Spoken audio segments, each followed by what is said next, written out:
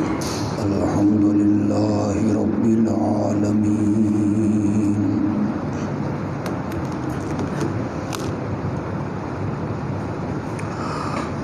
والعاقبة للمتقين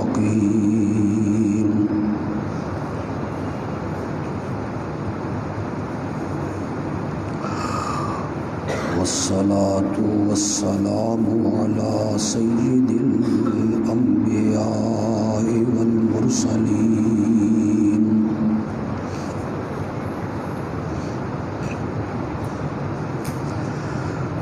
وعلى آله وأصحابه أجمعين.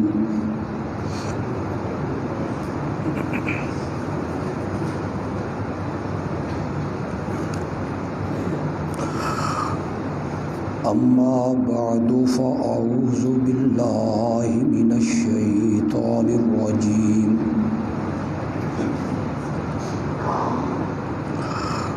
بسم الله الرحمن الرحيم.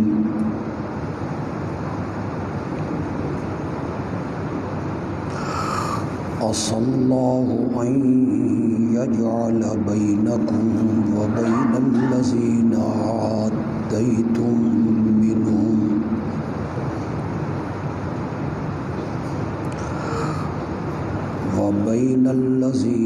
عاديتم منهم مودة والله قدير والله غفور رحيم.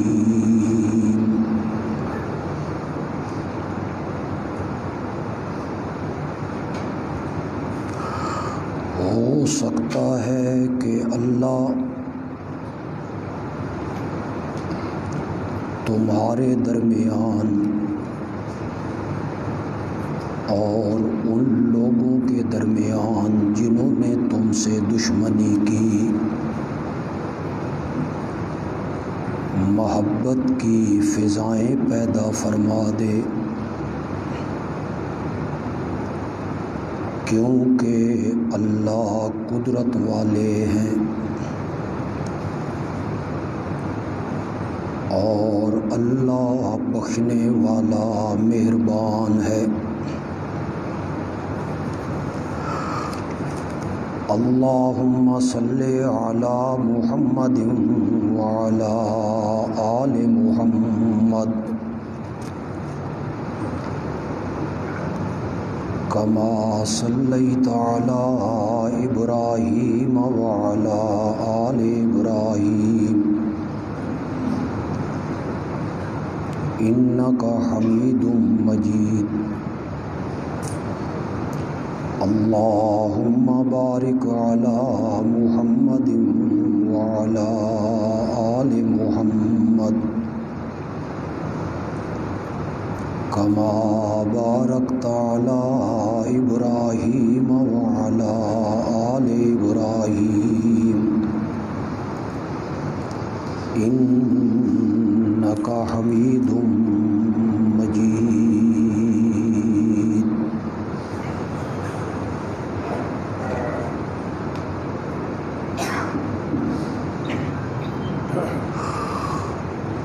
گزشتہ خطبے میں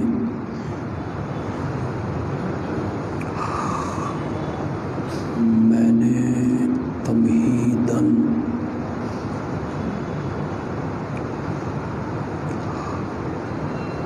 اس نقطے پر روشنی ڈالی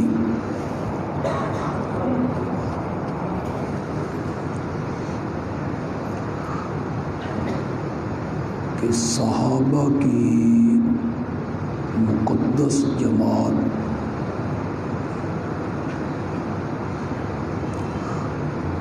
ہم سب کے محسن ہیں،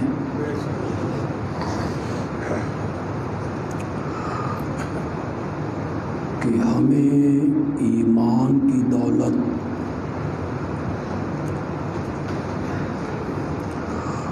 اور ہمیں قرآن کی نعمت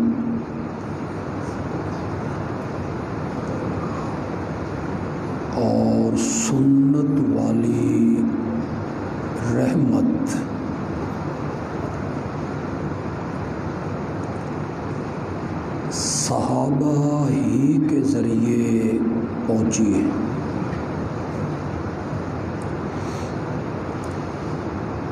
اس لیے اہل سنت کے علماء کا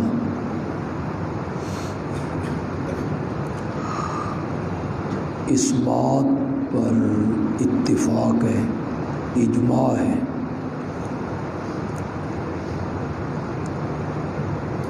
کہ میرے نبی کے سارے صحابہ عادل ہیں،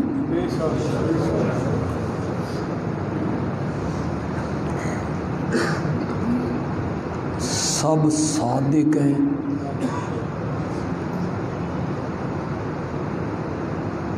سب راشد ہیں، اور اللہ نے انہیں اپنی رضا کی سند عطا کی۔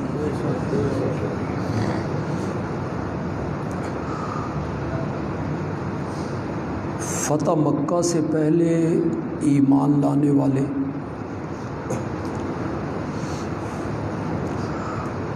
فتح مکہ کے بعد ایمان لانے والے،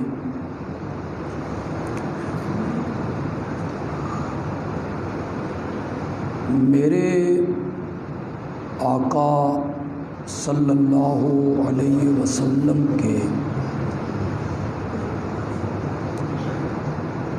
انتقال سے ایک دن پہلے ایمان لانے والے،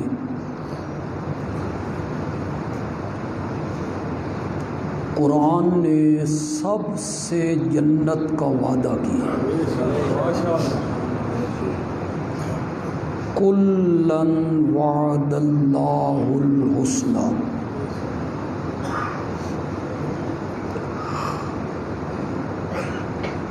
ان میں سے کوئی ایک بھی جہنم کی گرم ہوا نہیں کھائے گا۔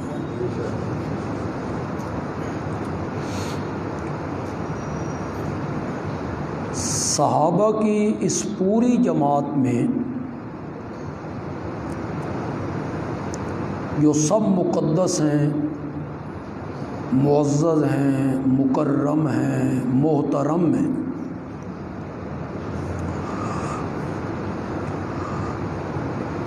ان میں سب سے مظلوم صحابی جو ہے وہ سیدنا معاویہ ہے رضی اللہ تعالی عنہ، سب سے مظلوم ہے۔ مورخین نے جو سبائی تھے انہوں نے اس صحابی کے ساتھ بہت ظلم کی۔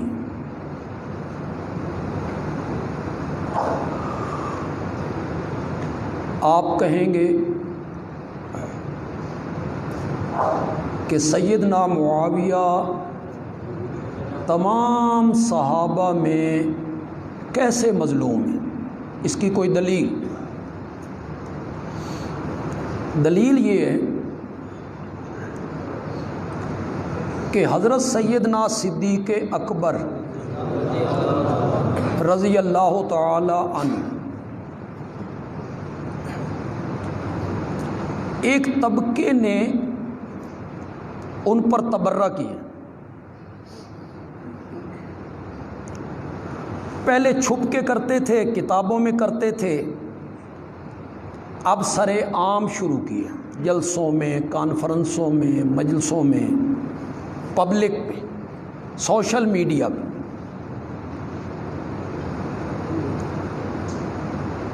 کافر تک کہا گیا، فاجر تک کہا گیا، اور یہ سب فدق کو سامنے رکھ کر کیا گیا، باغ فدق، حضرت فاطمہ کا جانا، حصہ مانگنا، ان کا انکار کرنا،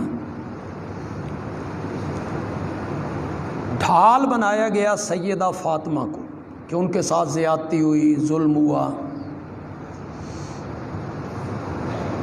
وہ اپنا حق مانگ رہی تھیں، جو قرآن نے حق دیا تھا اور اس حق کا انکار کفر تھا۔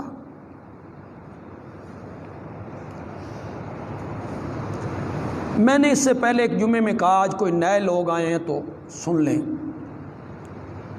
میں نے 1 منٹ کے لیے یہ تسلیم کیا کہ حضرت ابو بکر نے باغ فدق سیدہ کو نہیں دیا، ظلم کیا، علیاذ باللہ۔ حضرت عمر نے بھی یہی کیا، نہیں دیا۔ حضرت عثمان کی روش بھی یہی تھی، نہیں دیا۔ سوال میرا یہ ہے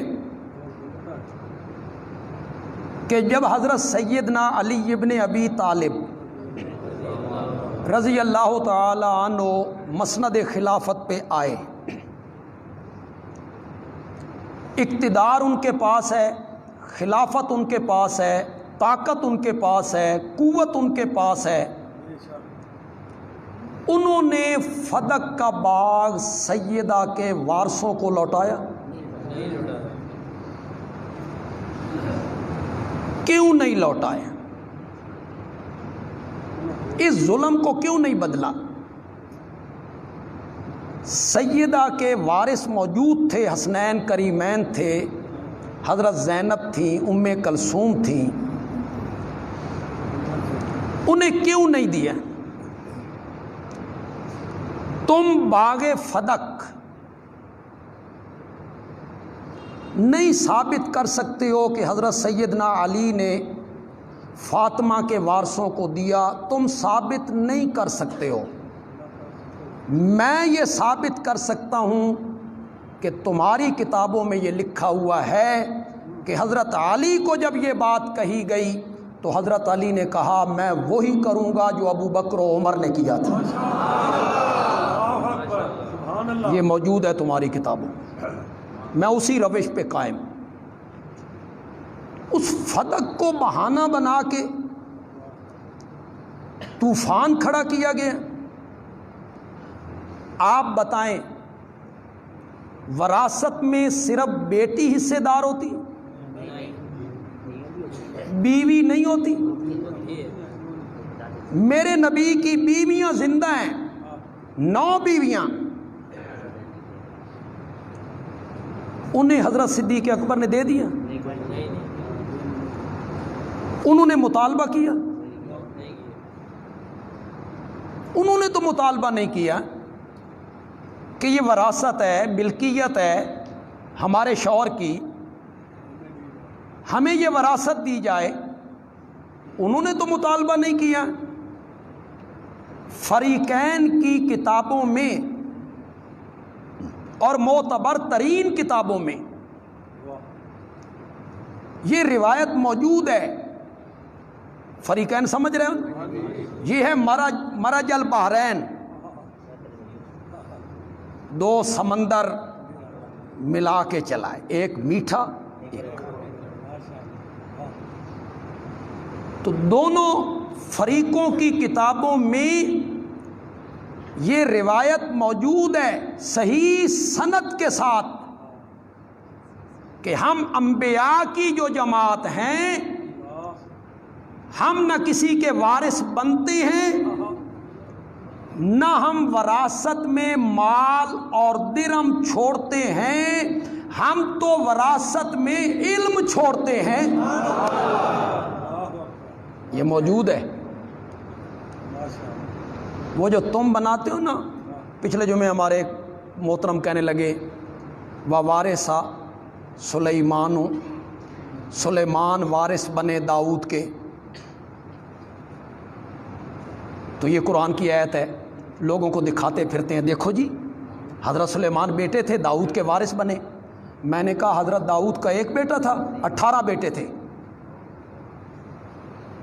ایک کو وراثت ملنی تھی، 18 بیٹوں میں صرف ایک سلیمان۔ اور یہاں سے وراثت مال کی مراد نہیں ہے، وہی نبوت اور علم کی وراثت مراد ہے۔ پھر کبھی آپ کو سورت مریم دکھائیں گے، حضرت زکریا دعا مانگتے ہوئے کہتے ہیں یا اللہ ایک بیٹا دے دے یارثنی، جو میرا وارث بنے، وہ آل یعقوب، اور یعقوب کی اولاد کا وارث بنے. یہ پوری آیت میں نے ترجمہ کر دی ہے. تو وہاں کہتے ہیں دیکھو جی حضرت زکریا کہتے تھے یارثونی، میرا وارث بنے. انبیاء کی وراثت تو ہوتی ہے.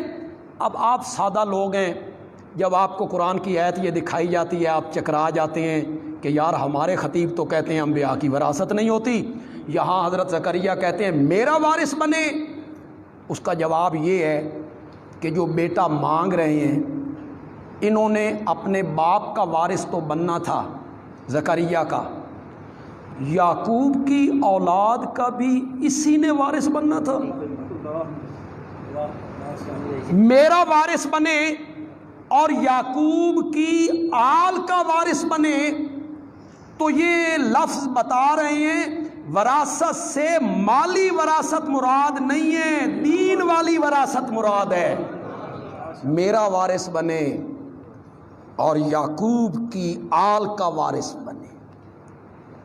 پھر حضرت زکریا سرمایہ دار کتنے تھے کہ انہیں فکر پڑ گئی تھی کہ میرا مال جو ہے، میری کوٹھیاں، میرے باغات، میری فیکٹریاں، میری دولت، میرا سونا، میری چاندی کدھر جائے گی. یا اللہ ایک بیٹا دے دے جو اسے سنبھالے.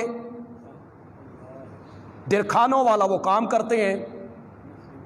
ایک درخان کی کتنی آمدن ہوتی ہے جی، جس کی فکر پڑ گئی تھی حضرت زکریا کو کہ میرا مال اور میرا بیٹا ہونا چاہیے جو میرے مال کا. کوئی عقل سے کام لو یار. انبیاء دولت اور مال وراثت میں نہیں چھوڑتے. کیا چھوڑتے ہیں؟ علم چھوڑتے ہیں. 2 آیتیں وہ پیش کرتے ہیں، میں نے دونوں آیتوں کا جواب دے دی. سلیمان داؤد کے وارث بنے، اس کا بھی میں نے جواب دے دی. حضرت زکریا نے دعا مانگی میرا وارث بنے، لیکن اس کا جواب آگے ہے میرا وارث بنے اور یعقوب کی آل کا بھی کیا بنے. یہ پوری یعقوب کی آل کا وارث اکیلے حضرت زکریا کے بیٹے نے بننا تھا. تو فدق کو سامنے رکھ کر حضرت صدیق اکبر پہ تبرہ ہوتا ہے. عدالت میں گئیں، کھڑی رہیں، دھوپ میں کھڑا کیا گیا، سنوائی نہیں ہوئی. خوف خدا کرو، اللہ سے ڈرو. آج اگر خدا نہ کرے آج اگر سیدہ فاطمہ ہوں اور عدالت میں کھڑی ہوں، ہائی کورٹ، سپریم کورٹ، اور دھوپ میں کھڑی ہوں اور انہیں وہاں دھکے دیے جائیں، تمہارا رد عمل کیا ہوگا؟ بولتے کیوں نہیں؟ بولتے کیوں نہیں؟ زور سے بولو نا. برداشت کر لو گے کہ ٹھیک ہو رہا ہے؟ اسے تو عقل بھی تسلیم نہیں کر، انسانی عقل بھی اس کو تسلیم نہیں کر. میں عرض یہ کرنا چاہتا ہوں کہ صحابہ کی جماعت میں سب سے مظلوم صحابی جو ہے وہ کون ہے؟ سیدنا معاویہ ہے. اس کی میں دلیل دینا چاہتا تھا کہ ایک طبقہ حضرت صدیق اکبر رضی اللہ تعالی عنہ پر تبرہ بھی کرتا ہے، طعن بھی کرتا ہے، غلطیاں بھی گنواتا ہے، ان کے ظلم کی داستانیں بھی سناتا ہے، کفر تک کے فتوے لگاتا ہے، لیکن کوئی اہل سنت کہلانے والا حضرت صدیق اکبر کے بارے میں اپنے دل میں میل رکھتا ہے؟ کوئی بریلوی، کوئی دیوبندی، کوئی اہل حدیث، کوئی نیک بد، عالم جاہل میل رکھے اپنے دل میں حضرت سیدنا صدیق اکبر کے لیے؟ نہیں. سارے طبقے کے لوگ کہتے ہیں اس امت کا پہلا مومن ہے، پہلا مومن ہے. میرے پاس یہ وقت نہیں، لیکن میں ایک لفظ کہہ کے آگے بڑھ جاؤں گا. اس امت کی جو قیامت تک جاری رہے گی امت، اس امت کی جو گنتی ہے اس کا ایک ابو بکر ہے. اب آگے کروڑ، ارب، خرب بنتے چلے جاؤ، گنتی شروع کہاں سے ہوتی ہے؟ وہ جو ایک ہے نا، وہ ابو بکر ہے۔ پھر لوگوں کو اتنی سمجھ کیوں نہیں آتی انہیں؟ اللہ کرے اس طبقے میں کبھی کوئی بندہ میری گفتگو کو سنے، میری بات کو سنے، مقصد تو ہے اللہ کرے کسی کو سمجھ آ جائے۔ کیوں بھائی؟ مجھے کوئی اللہ نے بتا دیا ہے بھئی یہ جو فلاں فرقے کے لوگ ہیں ایک ختم اللہ علی قلوبہم ہو گئے؟ مجھے تو خدا نے نہیں، مجھے تو نہیں پتا۔ نبی پاک کو تو اطلاع دی گئی ختم اللہ علی لا یؤمنون، مجھے تو نہیں بتایا گیا، چاہے وہ مرزائی ہوں، چاہے وہ دوسرے طبقے کے لوگ ہوں، مجھے تو نہیں بتایا گیا۔ ایک داعی کو ہمیشہ یہ کوشش جاری رہنی چاہیے اس کی کہ وہ اس لہجے میں بیان کرے کہ اللہ کرے جو دوسرے مسلک کے لوگ ہیں انہیں بھی صحیح سمجھ آ جائے۔ ایک داعی کا یہ فرض بنتا ہے۔ گالی نکالنا، بد زبانی کرنا، فتوے لگانا، یہ کون سی مشکل بات، یہ تو عام بندہ بھی کر سکتا ہے۔ میرا وہ وتیرہ نہیں، میں تو اس نیت سے واز کرتا ہوں اللہ کرے بھٹکا ہوا کوئی بندہ سیدھے رستے پہ آ جائے، اللہ کرے۔ تو جو دوسرے طبقے کے لوگ ہیں وہ ذرا غور تو کریں یار، ان میں بڑے بڑے وکلاء ہیں، بڑے بڑے جسٹس ہیں، انجینئر ہیں، پڑھے لکھے لوگ ہیں، تعلیم یافتہ لوگ ہو تم، خدا کے لیے کبھی اس پر غور تو کرو۔ وہ بندہ بھی اور وہ شخصیت بھی ظالم ہو سکتا ہے جو آج بھی محمد کے سینے کے ساتھ موجود ہے۔ خوف خدا کرو یار، کوئی خوف خدا کرو۔ وہ بندہ بھی ظالم ہو سکتا ہے جو آج بھی نبی پاک کے سینے کے ساتھ موجود ہے۔ سلایا کس نے تھا؟ کس نے سلایا تھا؟ بولتے کیوں نہیں ہو یار؟ بولو نا زور سے۔ حضرت علی نے۔ کس نے سلایا؟ تلوار لے کے کھڑے ہو جاتے نا، وہ تلوار جو مرد کے دو ٹکڑے کرتی ہے پھر ساتوں زمینوں کو چیر دیتی ہے، پھر نیچے اس گائے کا سینگ جس پر وہ زمین کو اٹھائے کھڑی ہے اسے زخمی کر دیتی ہے، پھر جبریل نیچے پر رکھتا ہے۔ یہ ساری داستانیں سناتے رہتے ہو۔ وہ تلوار نیام میں کیوں رہی؟ ظالم میرے نبی کے ساتھ سوتے رہے، سیدہ کو دکھانے والے، سیدہ کو دھکے مارنے والے، سیدہ پہ ظلم کرنے والے، سیدہ کے دروازے کو آگ لگانے والے اس جگہ پہ دفن ہونے جا رہے ہیں۔ ما بین بیتی و منبری روضۃ من ریاض الجنہ۔ یہ تلوار نیام میں کیوں تھی؟ دوسرے طبقے کے میں پڑھے لکھے لوگوں کو دعوت فکر دینا چاہتا ہوں۔ کمنٹ میں گالیاں نکالنے لگ جاتے ہو۔ گالیاں نہ نکالو، دلائل کا جواب دو، اسے توڑو، اس کی وجہ بیان کرو۔ حضرت علی کے دشمن ہے جی، دشمنان علی پہ بے شمار لعنت ہو جی۔ میں بھی کہتا ہوں حضرت علی کے دشمنوں پر بے شمار لعنت، میں بھی کہتا ہوں سیدہ کے دشمنوں پہ بے شمار لعنت، حسنین کریمین کے دشمنوں پر بے شمار، یہ تو میں بھی کہتا ہوں۔ یہ کمنٹ کرنا حضرت علی کے دشمن ہیں، اہل بیت کے دشمن ہیں، حضرت علی کے گھرانے کے دشمن ہیں، ویری ہیں، بغض ہے، انہیں بغض ہے، یہ نہیں۔ اس کا جواب دو مجھے، حضرت علی کی تلوار نیام میں کیوں رہی؟ مجھے اس کا جواب چاہیے۔ وہ مسلح پہ کھڑے رہے، تلوار نیام میں رہی، انہوں نے خلافت چھین لی، تلوار نے کیوں بھائی؟ بہادر علی، شجاع علی، بہادر علی، غیرت مند علی، غیرت مند علی، 30 سال کا جوان علی۔ یہ 30 سال کا لفظ میں نے کیوں بولا ہے؟ یہ 30 سال کا لفظ میں نے جان بوجھ کے بولا ہے، میں نے جان بوجھ کے بولا ہے۔ آگے ذکر کروں گا تو آپ کو بات کھلے گی کہ میں نے 30 سال کیوں کہا۔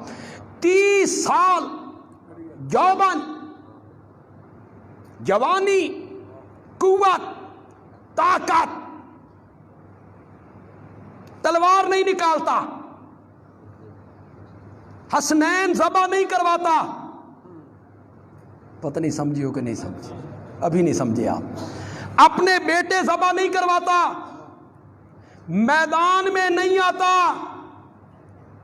60 سال کا حسین ظلم کے خلاف باہر آ جاتا ہے۔ 60 سال کا بندہ جوان ہوتا ہے کہ بوڑھا ہوتا ہے؟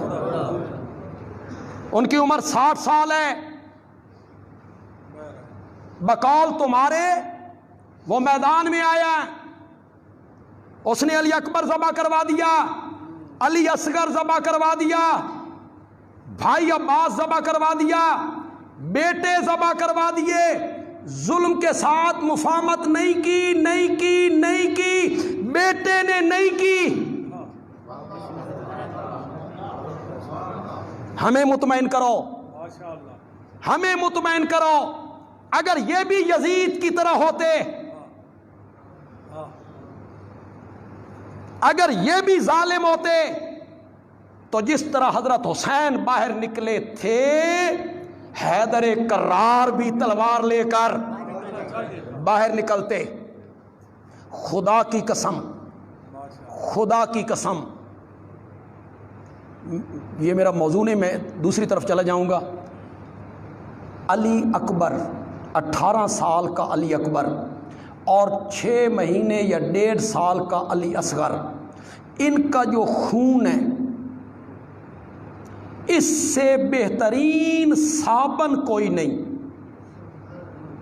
اس خون سے بہترین صابن کوئی نہیں جو صدیق اکبر کے دامن پہ پڑنے والے داغوں کو دھو کے رکھ دے۔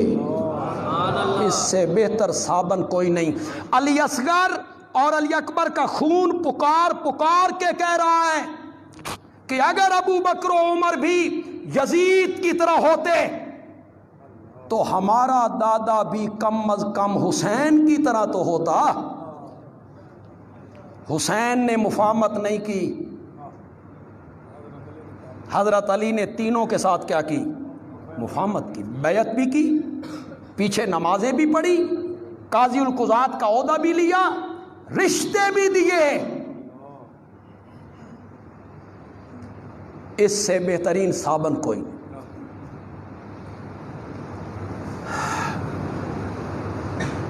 پھر حضرت عمر آئے، ایک طبقے نے انہیں گالیاں دی، تبرہ کی، لیکن کوئی سنی حضرت عمر کے لیے اپنے دل میں میر رکھتا ہے؟ کوئی سنی نہیں رکھتا، نہ کوئی تنقید کرتا ہے، نہ کوئی ان کی غلطیاں گنواتا پھرتا ہے، کوئی سنی بھی، بلکہ سارے سنی حضرت عمر کا احترام کر رہے۔ حضرت عثمان نے، ایک طبقے نے ان پہ تبرہ کی، انہیں امت کا قارون کا، لیکن کوئی سنی اہل سنت کہلانے والا ان پر اس طرح تبرہ نہیں کرتا۔ معاویہ اس لحاظ سے مظلوم ہے کہ جس طبقے نے ابو بکر و عمر عثمان کو فاسق، فاجر، کافر کہا، تبرہ کیا، اس طبقے نے سب سے زیادہ فتوے معاویہ پہ لگائے، سب سے زیادہ معاویہ کو رگیدا، لیکن اہل سنت کہلانے والے ایک حصے نے ان کے دل میں بھی معاویہ کے لیے وہ عقیدت نہیں رہی جو باقی صحابہ کے بارے میں، اس لیے معاویہ سب سے زیادہ کیا ہے؟ مظلوم۔ اہل سنت نے تبرہ کی، اہل سنت نے تنقید کی، سنی کہلانے، وہ سنی نہیں تھے، انہوں نے سنیت کا لبادہ اڑا تھا، اندر سے وہ سنی نہیں تھے، لبادہ اوڑھ کے آئے۔ پھر تاریخ نے جو کچھ لکھا، بعد کے لوگ اس سے متاثر ہوتے چلے گئے، اور ان سے پوچھا گیا یہ کیوں تم نے نظریات لکھے ہیں یا بیان کرتے ہو، تو وہ کہتے ہیں تاریخ میں لکھا ہوا ہے جی، ہم کیا کریں۔ تو آپ پڑھے لکھے لوگ ہیں، آپ بھی یہی کہتے ہیں، یہ کالج سکول یونیورسٹیوں کے بچے ہمارے بیٹھے ہیں، یہ بھی یہی کہیں گے، یہ طبری نے لکھا ہے، فلاں نے لکھا ہے، فلاں نے لکھا ہے، فلاں نے لکھا ہے، تو ہم کیا کریں جی، تاریخ کو نہ مانیں۔ جتنے لوگ بیٹھے ہو،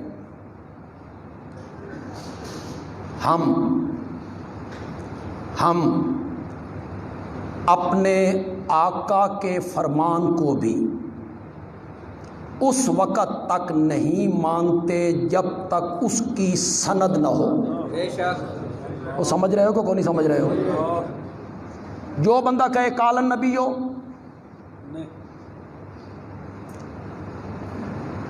ملا علی قاری نے لکھا ہے کہ 3 لاکھ حدیثیں حضرت علی کی فضیلت میں گھڑی گئی ہیں، سن رہے ہو نہیں سن رہے ہو؟ کتنی؟ ہاں، اور ہمارے مبلغ ممبر پہ بیان کرتے ہیں، وہ وضع کی گئی ہیں، جھوٹی ہیں، بغیر سند۔ امام بخاری اپنی کتاب الصحیح میں، پتہ ہے آپ کو کل حدیثیں کتنی؟ 5000۔ بخاری میں کتنی حدیثیں؟ 5000۔ اس نے چھانٹی ہیں، چھانٹی، اس میں تکرار نکال دو تو اور کم ہو گئی۔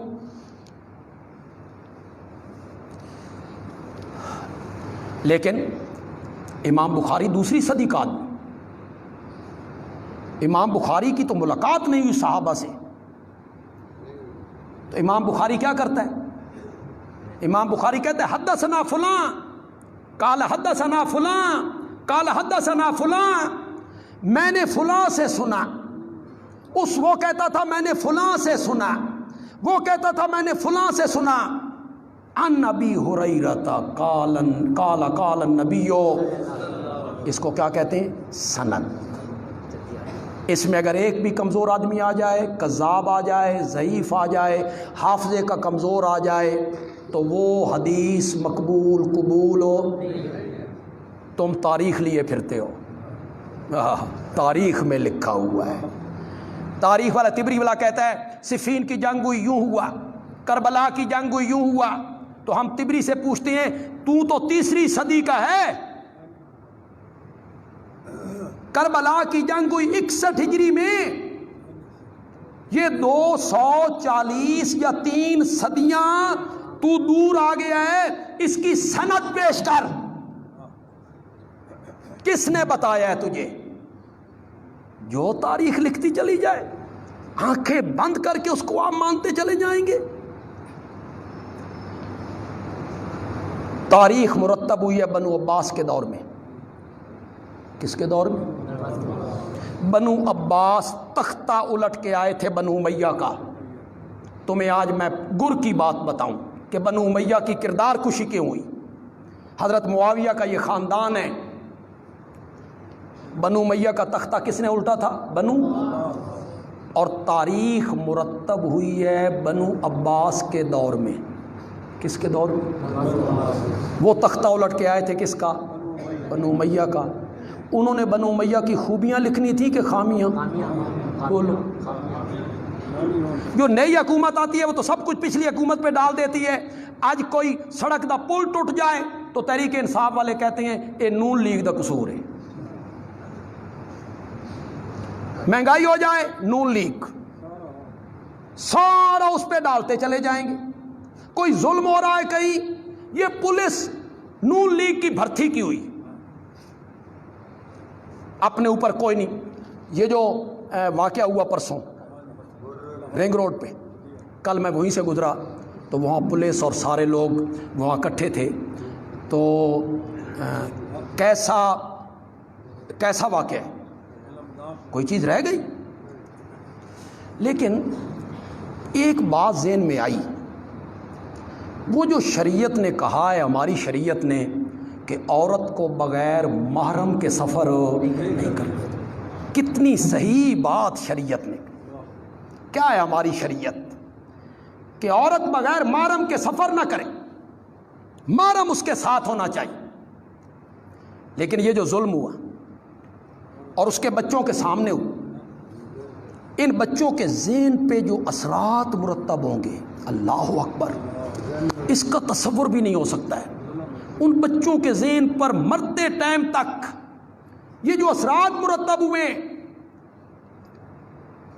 آپ سوشل میڈیا پہ پڑھتے ہیں 5 سال کی بچی اٹھا کے لے گئے, بدفعلی کی, آگ لگا دی. 5 سال کی بچی, 7 سال کی بچی. میں کہا کرتا ہوں کہ تاریخ عالم میں حضرت آدم سے لے کے اب تک ہمیں کہیں نہیں ملتا کہ 7 سال کی بچی, 6 سال کی بچی, 8 سال کی بچی, 6 سال کا بچہ, 7 سال کا بچہ, اس کے ساتھ بدفعلی کی گئی ہو. تاریخ عالم میں نہیں ملتا. آج ہمیں یہ دن دیکھنے پڑے ہیں, ہمیں یہ دن دیکھنے پڑے ہیں. اور بات کی جاتی ہے ریاست مدینہ کی. ریاست مدینہ کیا ہوتی ہے؟ ریاست مدینہ یہ ہے کہ عورتوں کی عزتیں سر عام لوٹ لی جائیں اور ان کے بچوں کے سامنے لوٹ لی جائیں. آج وہ پکڑے جائیں گے, کیا ہوگا؟ کوئی گواہ ہے؟ کسی نے گواہی دینی ہے؟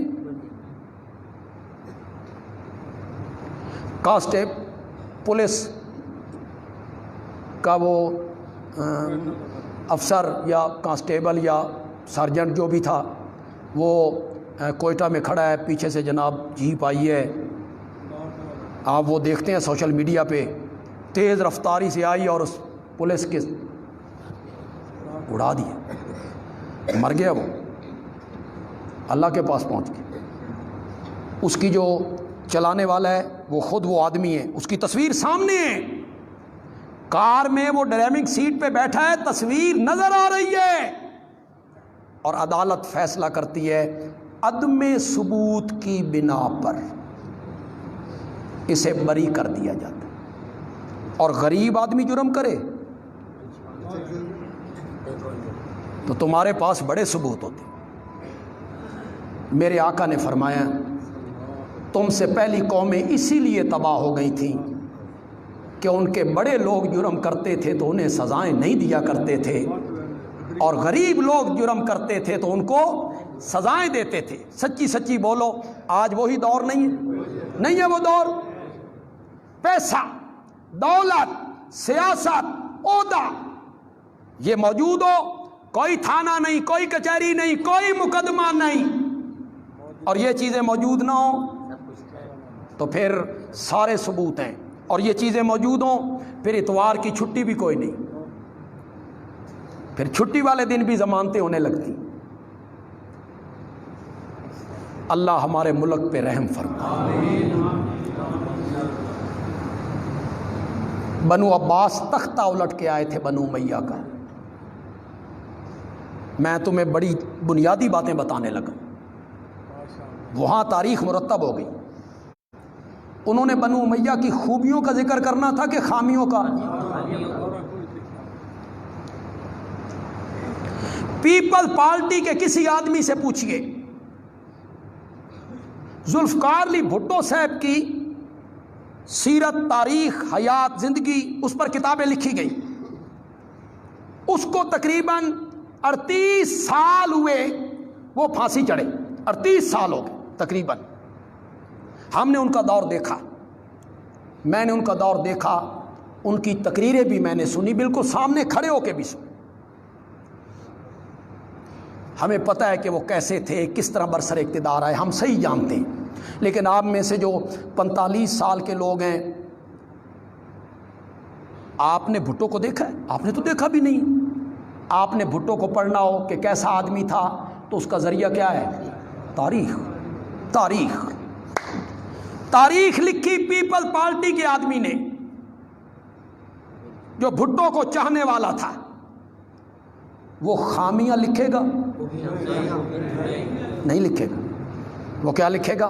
خوبیاں لکھے گا. جمعے کی چھٹی کی تھی، اتوار کی بجائے جمعے کی چھٹی کی بھٹو صاحب نے. اسلامی سربراہی کانفرنس بلائی لاہور میں، پورے عالم اسلام کے سربراہ شاہی مسجد میں اکٹھے ہوئے. 90,000 قیدیوں کو ہندوستان کی قید سے چھڑا کے لایا. اور سب سے بڑا کارنامہ مرزائیوں کو غیر مسلم اقلیت کا، اسی کی حکومت تھی. وہ سارے گن گائے گا، خامی نہیں ذکر کرے. اور اگر تاریخ لکھی بھٹو صاحب کے ذہناً مخالف نے تو وہ خوبیاں لکھے گا؟ نہیں لکھے. اس کو سرسری کر کے بھاگ جائے گا. خامیاں لکھے گا، خامیاں. ڈاکٹر نذیر کو شہید کروایا، خواجہ رفیق کو شہید کروایا، عبد الصمد اچکزئی کو شہید کروایا، احمد رضا قصوری کے والد کو شہید کروایا. مخالفین کو قتل کروا دیا کرتے تھے. بنگلہ دیش کے بنانے میں ان کا بڑا ہاتھ تھا.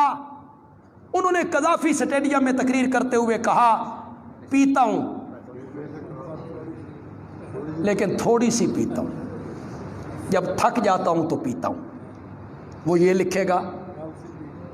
اب جس کے پاس تاریخ پہنچ گئی پیپل پارٹی کے لکھے ہوئے بندے کی، وہ پڑھے گا، وہ کہے گا بلے بلے اے تے بڑا ولی اللہ سی، یہ تو بڑا زبردست آدمی تھا.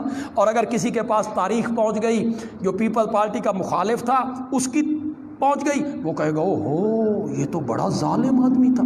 یہ ہے تاریخ جناب. اب آپ کو سمجھ آئی کہ نہیں آئی؟ یہ ہے تاریخ. تاریخ کیا ہے؟ تاریخ تاریخ ہے. اوے نوجوانوں، اوے تاریخ سے متاثر نوجوانوں، تاریخ کو وحی کا درجہ دینے والے نوجوانوں، بندیالوی کا ایک جملہ یاد رکھو، پلے باندھ لو. صحابہ تاریخی شخصیات نہیں، صحابہ قرآنی شخصیات ہیں.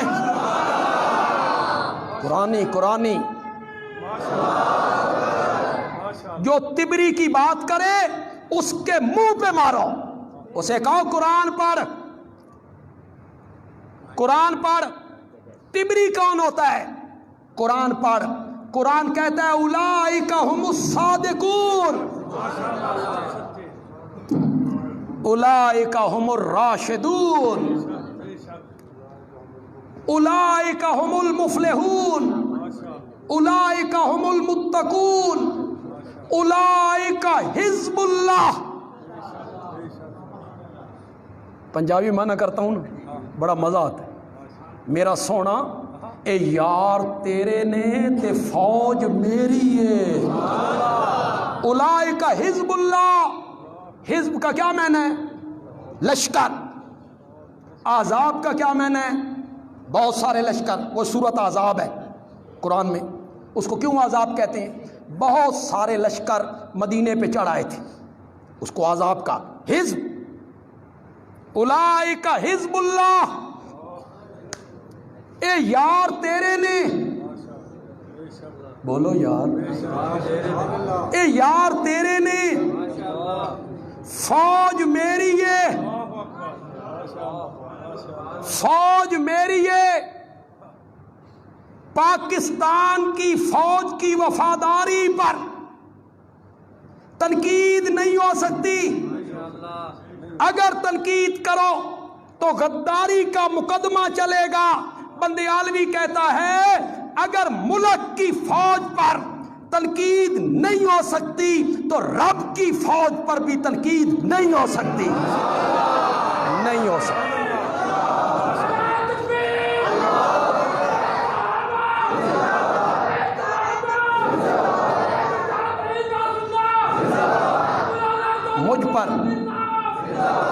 مجھ پر تنقید ہو سکتی ہے، آپ کو اجازت ہے، علماء دیوبند پر ہو سکتی ہے، علماء بریلی پہ ہو سکتی ہے، علماء اہل حدیث پہ ہو سکتی ہے، میرے استاد پہ ہو سکتی ہے، میرے مرشد پہ ہو سکتی ہے، میرے بزرگ پہ ہو سکتی ہے، میرے باپ پر ہو سکتی ہے، ابن حجر پہ ہو سکتی ہے، ابن اسیر پہ ہو سکتی ہے، طبری پہ ہو سکتی ہے، ابن کثیر پہ ہو سکتی ہے، عینی پہ ہو سکتی ہے، ابن منیر پر ہو سکتی ہے، اولیاء اللہ پہ ہو سکتی ہے، بزرگان دین پر ہو سکتی ہے، ہر ایک پر تنقید ہو سکتی ہے، صحابہ پر تنقید نہیں ہو سکتی،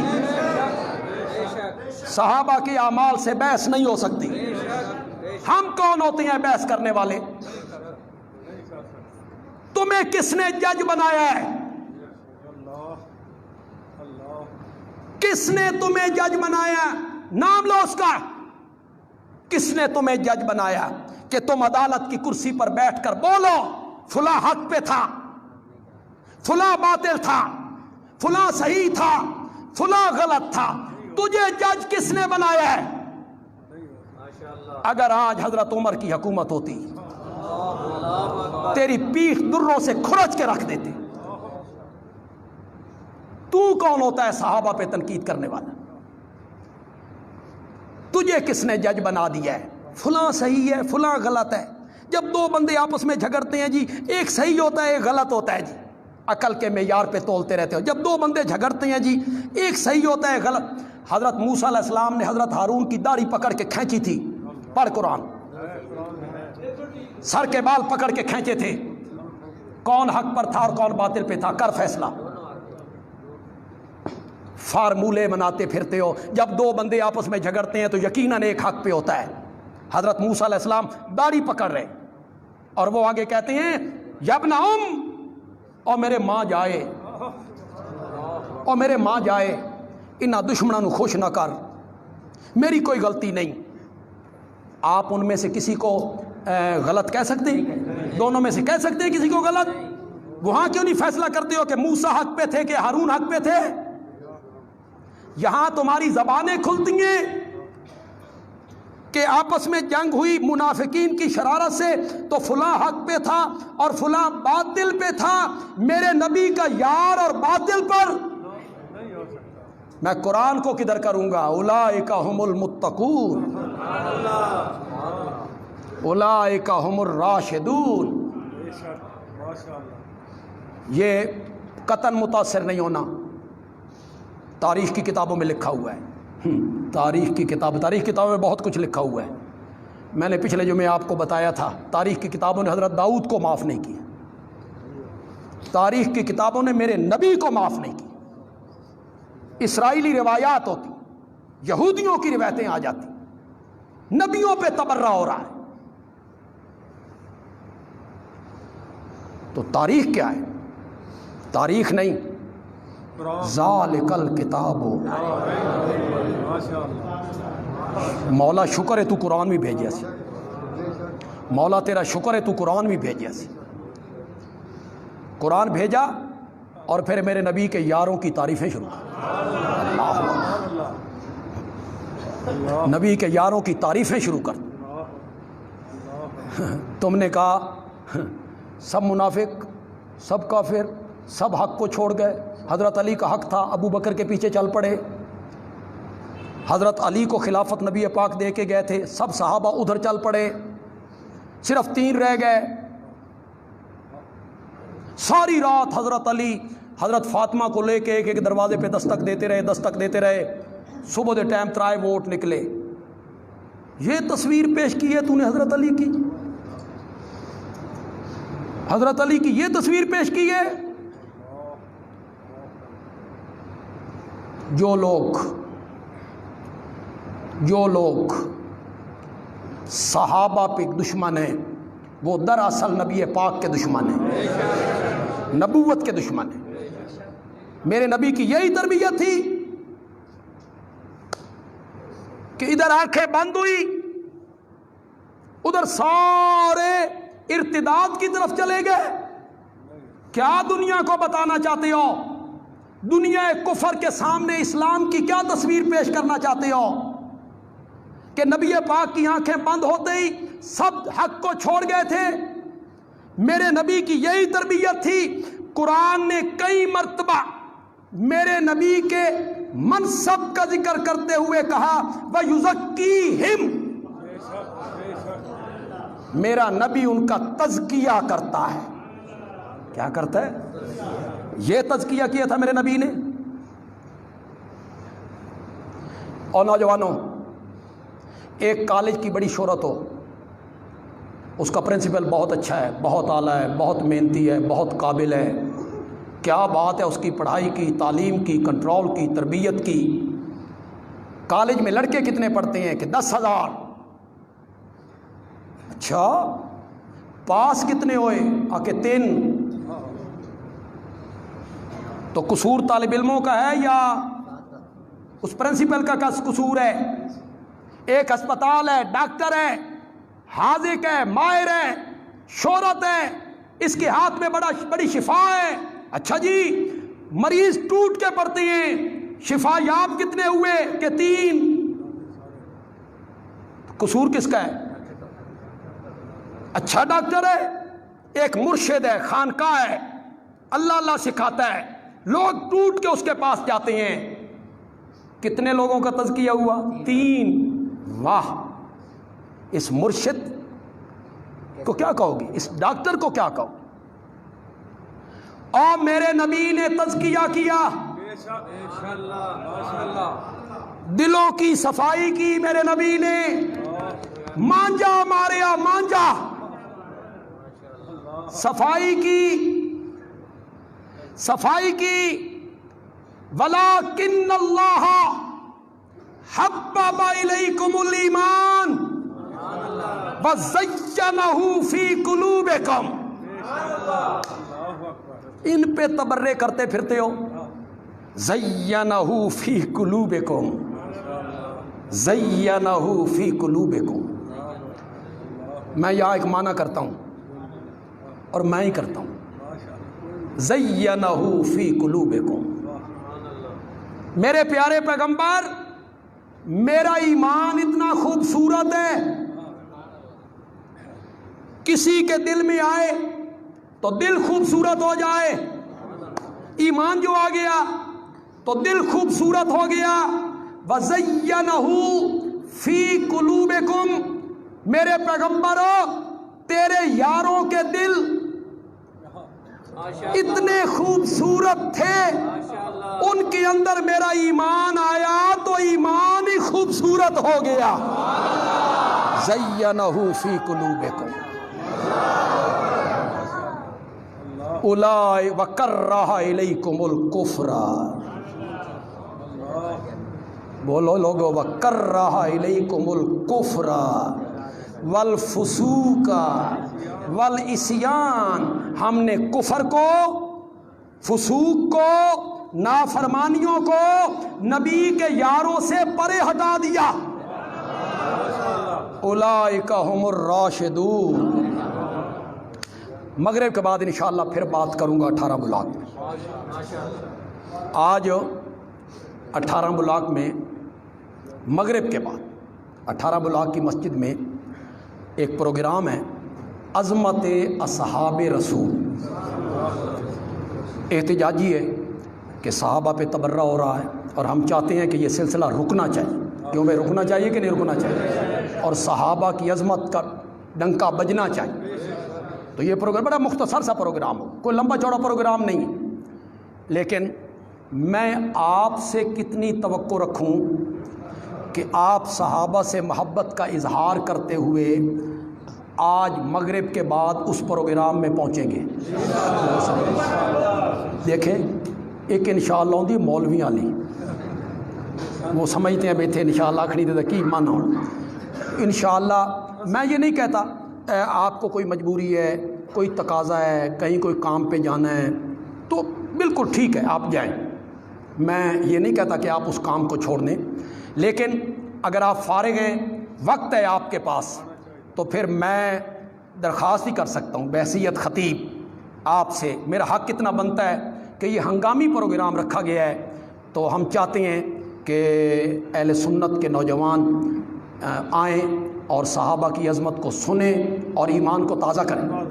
تو آپ سارے حضرات آئیں گے جی، پہنچیں گے وہاں، اپنے دوستوں کو، احباب، دوسرے مسلک کے جو لوگ ہیں، آپ کے کوئی دوست ہیں بریلوی مسلک سے تعلق رکھتے ہیں، اہل حدیث مسلک سے تعلق رکھتے ہیں، انہیں آپ دعوت دیں کہ صحابہ کی عظمت کا بیان ہے، بھائی آپ بھی آئیں، صحابہ کی عظمت بیان ہونی ہے۔ تو آپ سارے حضرات اپنے احباب کے ساتھ آپ تھوڑا سا اس کا اعلان کریں گے، اشتہار بنیں گے، اور ایک دفعہ پھر میرے ساتھ اظہار یکجہتی کریں کہ آپ سب حضرات اس پروگرام میں آئیں گے جی انشاءاللہ۔ ہمارے ایک عزیز ہیں لاہور میں، جنید اسلم، وہ ہمارے پاس دورہ تفسیر بھی پڑھ کے گئے ہیں، وہ تاجر، تجارت کرتے ہیں، وہ اللہ نے انہیں بڑا اچھا دولت مال سے نوازا ہے، لیکن ہمارے پاس انہوں نے دورہ تفسیر پڑھا ہے، یہاں پورے 2 مہینے رہ کر پڑھا۔ کل ان کے والد صاحب اچانک انتقال کر گئے، یعنی رات سوئے اور صبح اٹھے ہی نہیں۔ تو وہ بڑے نیک آدمی تھے، 5-6 دن پہلے وہ میرے پاس آئے، ملاقات ہوئی، اور میں بڑا حیران ہوں کہ موت سے پہلے اللہ نے ان سے کیا کام لیا۔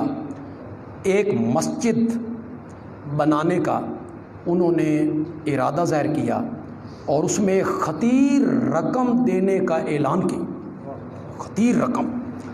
تو اللہ نے ان سے موت سے پہلے کیسا اللہ نے ارادہ، نیت اور کام اور عمل ان سے کروایا، ان کے لیے ہم سب دعا کریں۔ میں خود ان کا جنازہ پڑھانے کل گیا تھا، اور میں نے ان کا جنازہ پڑھایا وہاں جا کے لاہور۔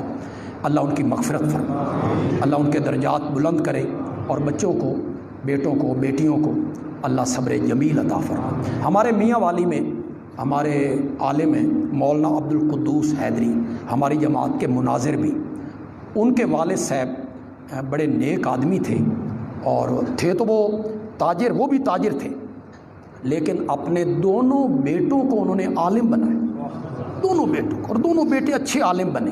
ان کا انتقال ہوا، تو ان کے لیے بھی دعا کریں گے کہ اللہ تعالیٰ ان کی مغفرت فرمائے۔ جن بیماروں نے مجھے کہا ہے، فون کرتے رہتے ہیں لوگ، ان کے لیے بھی سب لوگ دعا کریں گے اللہ نماز کے بعد کہ تمام بیماروں کو اللہ شفائے کاملہ عاجلہ سے نوازے۔ وما علینا الا البلاغ المبین۔ دے جی اذان۔